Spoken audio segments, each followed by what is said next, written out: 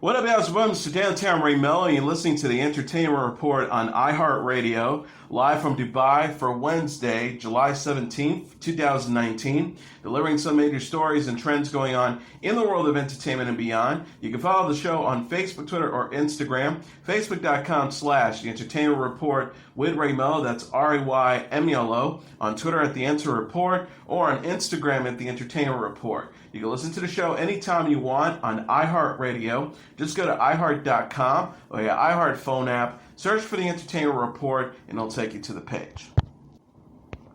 Taika Waititi has signed on to write and direct Marvel's Thor 4, which will once again star Chris Hemsworth in the lead role. Waititi is returning to Thor after helming the third entry in the franchise, 2017's Thor Ragnarok. The filmmaker also starred in Ragnarok as Korg, a role he reprised in Avengers Endgame. The latest Marvel team-up film ended with Hemsworth's God of Thunder heading into space with the Guardians of the Galaxy. Thor Ragnarok earned $854 million worldwide. Waititi's planned live-action adaptation of manga and anime Akira with Warner Bros. Has been paused indefinitely. The studio announced in May that it would arrive in theaters on May 21st, 2021. Waititi will release World War II comedy drama Jojo Rabbit on October 18th. Scarlett Johansson, Sam Rockwell, and Rebel Wilson star, with Waititi portraying the comedic version of Adolf Hitler. Indie filmmakers and celebrity couple Greta Gerwig and Noah Baumbach will write the upcoming Barbie movie. The Hollywood Reporter confirmed Monday Gerwig and Baumbach will co-write the new Warner Bros. Film. Variety says Warner Bros. Had Gerwig and Baumbach in mind since closing a deal with Mattel Films in January to distribute the film. Gerwig is also being eyed to direct the film. The Barbie movie will star actress Margot Robbie, who is also on board as a producer. Tom Ackerley, Robbie Brenner, Josie McNamara, and Non Kritz will also produce. Robbie said in January, playing with Barbie promotes confidence, curiosity, and communication throughout a child's journey to self-discovery. Over the brand's almost 60 years, Barbie has empowered kids to imagine themselves in aspiration roles from a princess to president. She added, "I'm so honored to take on this role and produce a film that I believe will have a tremendously positive impact on children and audiences worldwide." Gerwig and Baumbach have collaborated on previous films, including Mistress America and Frances Ha. Gerwig is known for writing and directing Lady Bird, which was nominated for 5 Academy Awards, including Best Picture, while Baumbach's film The Squid and the Whale was nominated for Best Original Screenplay. Power star Omari Hardwick and Fear the Walking Dead actor Garrett Dillahunt have joined the ensemble of director Zack Snyder's horror movie Army of the Dead. Netflix says Chris D'Elia, Hiroki Sanada, Matthias Ueghofer, Raul Castillo, Nora Zender, Samantha Wynn, and Rich Citroni will co-star. Already announced for the project are Dave Bautista, Ella Purnell, Ana de la Reguera, Theo Rossi, and Huma Uhurishi. Snyder is filming Army of the Dead in Mexico now and plans to move the production to New Jersey, where he is done. Synopsis reads, following a zombie outbreak in Las Vegas, a group of mercenaries take the ultimate gamble, venturing into the quarantine zone to pull off the greatest heist ever attempted. In addition to Army of the Dead, Snyder is also working on a Norse mythology anime series for Netflix. Snyder's credits include Dawn of the Dead, Watchmen, 300, Man of Steel, and Batman vs. Superman Dawn of Justice. The most recent film he directed was 2017's Justice League. He left the production shortly before it was finished, however, to deal with the suicide of his 20-year-old daughter, Autumn. Joss Whedon completed the film in his absence. Animated series Rocko's Modern Life is returning with the new Netflix movies titled Static. Netflix released a teaser trailer for the film on Tuesday, which features Rocko becoming a local celebrity in O-Town, with the Wallaby being overwhelmed by fans. Static Clegg is set to arrive on Netflix on August 9th. Rocko's Modern Life was a popular Nickelodeon animated series which ran from 1993 to 1996. Static Clegg will follow Rocko as he returns to Old Town after being stuck in space for 2 decades. He will have to adjust into a new tech-savvy world that includes O-phones and other advancements. The comic book store Rocko worked at has now turned into an instant print kiosk. Original creator Joe Murray is helming the film, which will feature members of the original cast, including Carl Zarazuki, who voices Rocko, Tom Kenny, who voices Heifer, Mr. Lawrence, who voices Filbert, and Charlie Adler, who voices Mr. and Mrs. Bighead. The epic fantasy drama Game of Thrones earned a leading 32 Primetime Emmy Award nominations on Tuesday, the most nominated show in television history for a single season, which recently wrapped its 8th and final season, is up for Best Drama, and its cast dominated the acting categories with nominations for Kit Harington, Emilia Clarke, Nicola Costa-Waldau, Peter Dinklage, Lena Headey, Gwendolyn Christie, Alfie Allen, Sophie Turner, and Maisie Williams. The Marvelous Mrs. Maisel racked up 19 nods, and Chernobyl and Saturday Night Live tied with 18 apiece. Comedian alum Ken Jean and The Good Place star Darcy Carden read aloud the names and nominees during a live-streamed ceremony Tuesday. Winners will be announced at a gala at the Microsoft Theater in Los Angeles on September 22nd.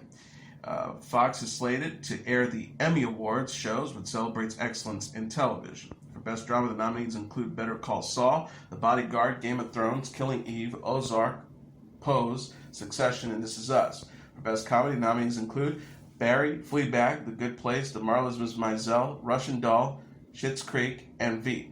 For Best Limited Series, nominees include Chernobyl, Escape at Dannemora, Fosse Verdon, Sharp Objects, and When They See Us. Best Movie, the nominees include Black Mirror, Bandersnatch, Brettix, Deadwood the Movie, King Lear, and My Dinner with Hervé.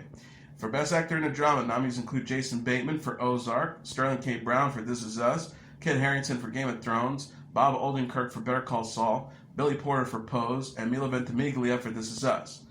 The nominees for Best Actress in a Drama, the nominees include Emilia Clarke for Game of Thrones, Jodie Comer for Killing Eve, Laura Linney for Ozark, Mandy Moore for This Is Us, Sandra Oh for Killing Eve, and Robin Wright for House of Cards. Best Actor in a Comedy, the nominees include Anthony Anderson for Blackish, Don Cheadle for Black Monday, Ted Danson for The Good Place, Michael Douglas for The Kaminsky Method, Bill Hader for Barry, and Eugene Levy for Schitt's Creek. For Best Actress in a Comedy, the nominees include Christina Applegate for Dead to Me, Rachel Brosnahan for The Marvelous Mrs. Maisel, Julia Louis-Dreyfus for Veep, Natasha Lyonne for Russian Doll, Catherine O'Hara for Schitt's Creek, and Phoebe Waller-Bridge for Fleabag. For Best Actor in a Limited Series, the nominees include Mahershala Ali for True Detective, Benicio del Toro for Escape at Dannemora, Hugh Grant for A Very English Scandal, Jared Harris for Chernobyl, Jarrell Jerome with When They See Us, and Sam Rockwell for Fosse Verdon.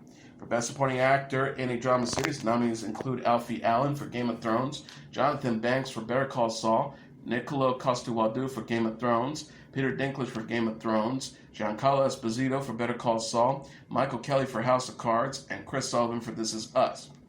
For Best Supporting Actress in a Drama, the nominees include Gwendolyn Christie for Game of Thrones, Julia Gardner for Ozone, Lena Headey for Game of Thrones, Fiona Shaw for Killing Eve, Sophie Turner for Game of Thrones, and Maisie Williams for Game of Thrones. For Best Supporting Actor in a Comedy, the nominees include Alan Arkin for The Kaminsky Method, Anthony Cargan for Barry, Tony Hale for Veep, Stephen Root for Barry, Tony Shalhoub for The Marvelous Mrs. Maisel, and Henry Winkler for Barry. For Best Supporting Actress in a Comedy, the nominees include Alex Borstein for The Marvelous Mrs. Maisel, Anna Chomsky for Veep, Cyan Clifford for Fleabag, Olivia Colman for Fleabag, Betty Gippin for Glow, Sarah Goldberg for Barry, Marion Hinkle for The Marvelous Mrs. Maisel, and Kay McKinnon for Saturday Night Live. For Best Supporting Actor in a Limited Series or Movie, the nominees include Ashante Black for When They See Us, Paul Dano for Escape at Dannemora, John Leguizamo for When They See Us, Stellan Skarsgård for Chernobyl, and Ben Whishaw for A Very English Scandal. And the nominees for Best Supporting Actress in a Limited Series or Movie, Patricia Arquette for Escape at Dannemora, Marsha Stephanie Black for When They See Us, Patricia Clarkson for Sharp Objects, Vera Farmiga for When They See Us, Margaret Qualley for Fosse Verdon, and Emily Watson for Chernobyl. Author Lee Child has announced that he is working with Amazon in a series based on his Jack Reacher crime thriller novels. Child tweeted, breaking news, Scorpion creator Link Santora will adapt the best-selling novels by Lee Child for a potentially huge franchise for the tech giant's Prime Video platform, hashtag Jack Reacher. No casting has been announced yet. Tom Cruise played the titular former U.S. Army Military Police Corps officer in 2012's Jack Reacher and 2016 sequel Jack Reacher Never Go Back. Santora's credits include The Sopranos, Law and Order, and Prison Break. Amazon recently renewed Tom Clancy's Jack Ryan, which is also based on the series of popular novels, for the third season. Netflix edited a graphic suicide scene from season 1 of 13 Reasons Why, citing advice from medical experts. Hannah, played by Catherine Langford, slit her wrist and died by suicide in a bathtub in the scene, which can no longer be viewed on the service. Netflix has removed the footage of Hannah and instead shows Hannah looking at herself in the mirror and her parents' reaction to her death. Netflix said in a statement, "We've heard from many young people that 13 Reasons Why encouraged them to start conversations about difficult issues like depression and suicide and get help, often for the first time." They also added, "As we prepare to launch season 3 later this summer, we have been mindful about the ongoing debate around the show. So on the advice of medical experts, including Dr. Christine Motier, Chief Medical Officer at the American Foundation for Suicide Prevention, we decided with creator Brian Yorkie and the producers of 13 Reasons Why to edit the scene in which Hannah takes her own life in season 1. A study published in April inside the Journal of the American Academy of Child and Adolescent Psychiatry linked 13 Reasons Why to spiking youth suicides in recent years. The show's debut in March 2017, the study says, coincided with nearly 29% increase in suicide rates among young people between the ages of 10 and 17. Netflix said the data conflicts with a University of Pennsylvania study published in Social Studies and Medicine in April that found that season 2 had both harmful and helpful effects on viewers. The study says those who had viewed the entire second season were more likely to express interest in helping a suicidal person. The study aligns with research from the National Action Alliance for Suicide Prevention, the World Health Organization, and Suicide.org that explains how media depictions can fuel suicide rates in young people. Jimmy Fallon and Stephen Colbert joined forces to sing the theme song from 1984's The Never-Ending Story in homage to Season 3 of Stranger Things. The skit released on Monday features Fallon contacting Colbert as the duo prepares for new episodes of their respective shows. Fallon and Colbert then launch into a rendition of Never-Ending Story from British singer Melo. The moment is reminiscent of a popular scene from Stranger Things Season 3 featuring Dustin, played by Gaten Matrezano, singing the song with his girlfriend Susie, played by Gabriella Pizzolo. Fallon's Tonight Show announcer Steve Higgins walks in on the performance and gives him props for referencing the supernatural drama. Colbert asks, "Why was he talking about Stranger Things?" Fallon replies, "I don't know. I've never seen it," before continuing to sing. Big Little Lies star Shailene Woodley is teasing the show's upcoming finale. The 27-year-old actress shared details about the episode during an interview Monday on Jimmy Kimmel Live. Woodley played Jane Chapman on the HBO series, which will conclude its second season Sunday. The show co-stars Nicole Kidman, Reese Witherspoon, Zoe Kravitz, Laura Dern, and Meryl Streep, and features Alexander Skarsgård as Perry Wright. Woodley says HBO did say I can say this, which is kind of cool. At the beginning of the next episode, it's a little bit of a cliffhanger, but all of the women go to visit Perry's grave, and his body is missing. Host Jimmy Kimmel interpreted Woodley's cliffhanger remarks as meaning a possible third season, leading the actress to say she misspoke. She explained, "That's the beginning of the next episode, so you still have an hour to figure it out. I used the wrong word. I'm not really a wordsmith." Big Little Lies released a trailer for the season 2 finale Sunday. The preview shows Perry's mother, Mary Louise Wright, played by Streep, take the witness stand in her custody trial with Celeste Wright, played by Kidman. Bachelor in Paradise is giving fans a glimpse of its dramatic sixth season. The ABC reality series released a trailer Monday featuring Blake Horstmann, Tashea Adams, Hannah Goodwin, Annalise Puccini, John Paul Jones, Demi Burnett, and other former Bachelor and Bachelor contestants. The preview teased a love triangle between Horstmann, Adams, and Goodwin. Horstmann is seen kissing Adams and later closing up to Goodwin. As her co-stars in the clip, is he sleeping with Tayshia? Is he sleeping with Hannah? Ongert says, referencing his love triangle with Christina Schulman and Danielle Lombard in season 4, he just got himself into a bit of a sticky situation. We've all been there before. Horstmann appeared in Becca Kerfrin's season of The Bachelorette, while Goodwin and Adams played second and third in Colton Underwood's season of The Bachelor. In addition, Jones is seen confronting Derek Peath, who ended his engagement to Bachelor in Paradise season 4 co-star Taylor Nolan in 2018. Jones tells Perth in the clip, "You take advantage of women." Bachelor in Paradise Season 6 premieres August 5th. Last Man Standing star Amanda Fuller is going to be a mom. The 34-year-old actress announced she's expecting her first child, a son, with husband Matthew Bryan Feld in an interview with People published Monday. Fuller told the magazine she's shocked to be pregnant after struggling with chronic illness and endometriosis for years.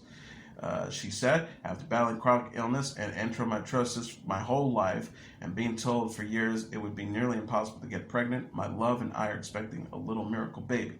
We are shocked, terrified, and elated, and just pray we can be ourselves in bringing our little angel into this world. Fuller also posted news Monday on Instagram. She said, for all those asking, more bump photos to come shortly, and also more on how this little miracle boy came to be. Stay tuned. And thank you for the showering of love and support. Our hearts are full of warmth and gratitude. Fuller said in another post that she's 22 weeks along. The Last Man Standing star had decided a dedicated post to Feld on Father's Day. She wrote, happy first official daddy day to the most handsomest future papa. This little bear and I are the luckiest. There's no human on this earth I could ever imagine venturing into this terrifying chapter with. Together, we can do anything. Here's hoping he looks as good as you in a lime green suit. Fuller plays Christine Beth Baxter on Last Man Standing, which was renewed in April for an 8th season. She also portrays Madison Murphy on Orange is the New Black.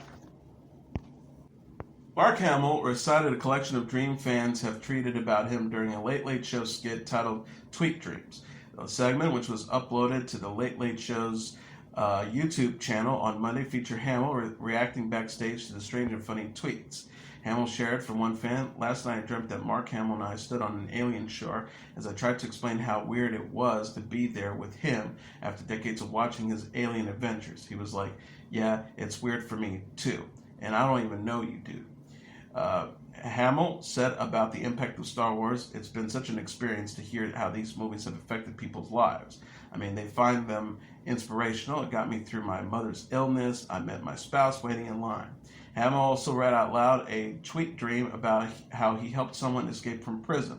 The actor says, I think that says more about you than it says about me, but I'm glad that I could be of assistance.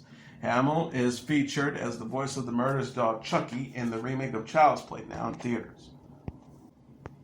Kylie Jenner says she is feeling proud in a social media post about her mental health. The 21-year-old television personality discussed her ups and downs in an Instagram post Monday following the success of her family's series, Keeping Up with the Kardashians, and daughter Stormi's birth. Jenner was just 10 years old when Keeping Up with the Kardashians debuted in 2007.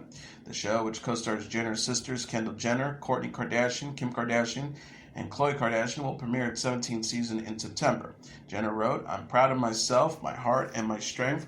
Growing up in the light with a million eyes on you just isn't normal. I've lost friends along the way, and I've lost myself too sometimes.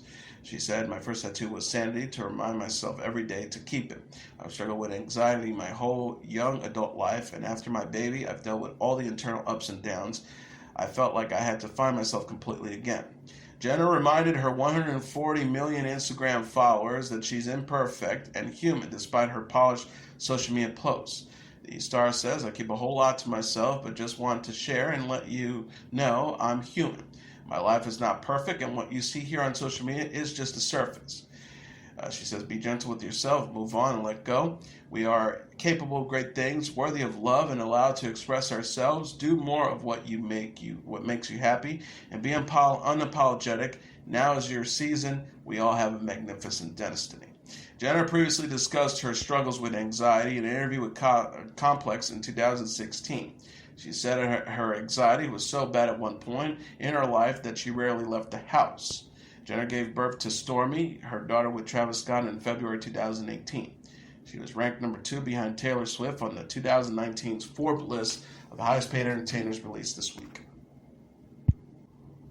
Wilco has returned with the song Love Is Everywhere Beware for its upcoming 11th studio album Ode to Joy. Wilco released the song on Tuesday on YouTube, Spotify, and Apple Music. Singer-songwriter Jeff Tweedy sings on the track, when the sunlight grabs the lake, it's frozen into flames beneath the sleepy town. With the riots rained down, it's all yours now. It's all for you, right now, right now. Love is everywhere. Ode to Joy is set to release on October 4th. The project will feature 11 new songs. Fans who pre-order the album and will get an instant download of Love Is Everywhere Beware. Wilco will tour North America starting on October 8th with a show at the Budweiser stage in Toronto. The tour will wrap up on November 20th at the Orpheum Theater in Omaha and will also include stops in Boston, New York, Atlanta, Nashville, Houston, Pittsburgh, St. Louis, and Denver, among other cities. The South African singer and activist Johnny Clegg died Tuesday in Johannesburg. He was 66. Clegg's manager Rodney Quinn announced Clegg's death in a statement on behalf of his family after he had been diagnosed with pancreatic cancer in 2015. Quinn said, "It is with immense sadness that we confirm that Johnny Clegg, succumbed to pancreatic cancer at the age of 66 on the afternoon of July 16, 2019, at his family home in Johannesburg, South Africa." Quinn added that the family will be holding a private funeral service, and another service for the public to pay respects to Clegg will be announced later. Clegg was born in Britain, but his mother, a jazz singer from Zimbabwe, brought him to her home country before she married a South African crime reporter, and they eventually moved to Johannesburg. While growing up in South Africa, Clegg became enamored with the Zulu guitar and dance while spending time in neighborhoods where white people were prohibited from entering due to apartheid laws. He said in an interview with NPR, "I got into trouble with the authorities. I was arrested for trespassing and for breaking the Group Areas Act. The police says you're too young to charge. We're taking you back to your parents." Clegg established his musical style as a mixture of Zulu, rock, and Celtic folk, and formed a band called Juluka, the Zulu word for sweat, with his friend Sifo Magnuna. The pair released their debut album, Universal Men, in 1979, and the songs Scatterlings of Africa found success in the British charts.